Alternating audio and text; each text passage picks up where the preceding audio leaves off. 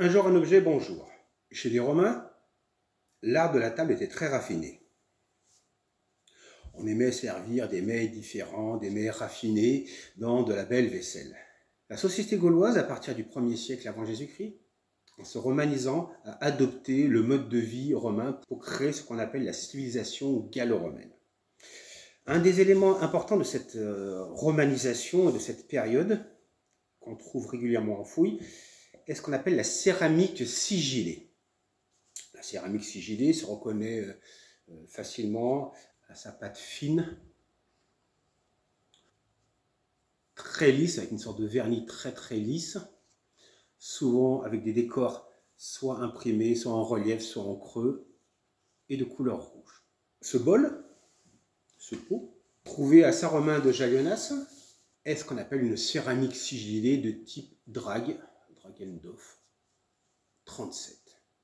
On la reconnaît avec sa panse bien ronde, son pied en saillie, et surtout, tous les décors qu'on peut voir. Elle est bien usée, mais on peut deviner, par exemple, un lièvre,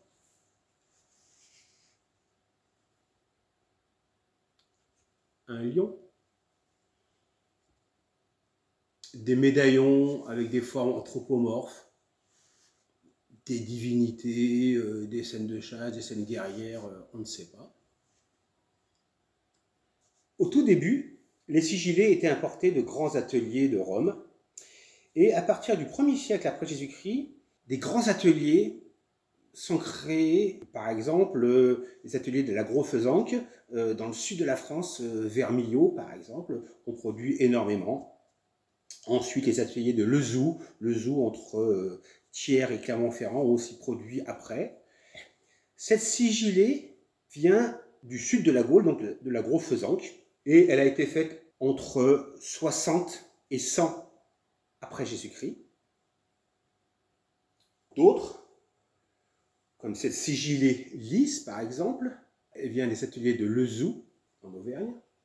Ce modèle est assez typique de la période de 150-180 après Jésus-Christ. Et là où ça devient très intéressant, j'espère qu'on va le voir, cette sigillée, elle est marquée d'un sceau à son fond, Merciani. Quelle est la signification de ce sceau? C'est simple, ces ateliers regroupaient de nombreux potiers qui exportaient partout en Gaule et même à l'extérieur de la Gaule. Et comme de nos jours, les objets sont marqués, par exemple, l'atelier Merciani marquait ses productions. Donc, on connaît très bien cet atelier, on sait que sa production de ce vase est entre 150 et 180 après Jésus-Christ. Par exemple, un autre, cette assiette de table, tout simplement, elle vient des ateliers de la Gros-Fezanque, donc sud, Aveyron,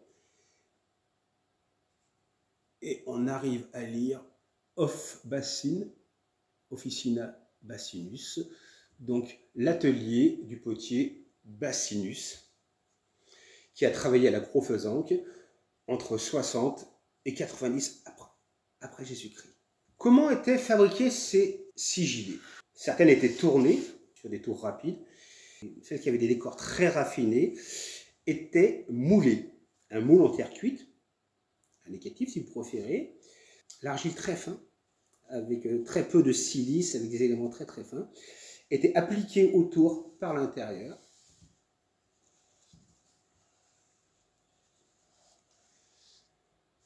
On laissait sécher, automatiquement le vase en séchant se rétracte. Ensuite, lors du démoulage, on ajoutait une barbotine, c'est-à-dire de l'argile liquide très fine, l'argile liquide très fine, pour avoir cet aspect luisant, lisse. Et ensuite, c'était cuit dans des fours très chauds, 1000, 1100 degrés. Et surtout, ce qui est important, c'est que cette sigillée était cuite en oxydation. Le four n'était pas hermétique, il y avait un apport massif d'oxygène, et cet oxygène avait la particularité de transformer les oxydes de fer qui passaient du jaune au rouge vif. Pour les chimistes, fer ferreux, Fe2+, vers fer ferrique, Fe3+. Il y a la grande histoire et il y a aussi la petite histoire. Par exemple, ce bol, trouvé à Saint-Romain de Jagellas, on voit dessus une marque particulière. Ce graffito, on arrive à lire Panem Marcellius ou Panem Marculius, ce qui voudrait dire, dans un latin peu académique, ou un latin rural, ou un gallo-latin, le pain de Marcellus. Donc on sait que ce bol servait à contenir le pain d'un certain Marcellus, à peu près entre 60 et 90 après Jésus-Christ. Donc, céramique sigillée, Drade 37, 60 à 90 après Jésus-Christ, Saint-Romain de Jagellas. Merci pour tout et à très bientôt.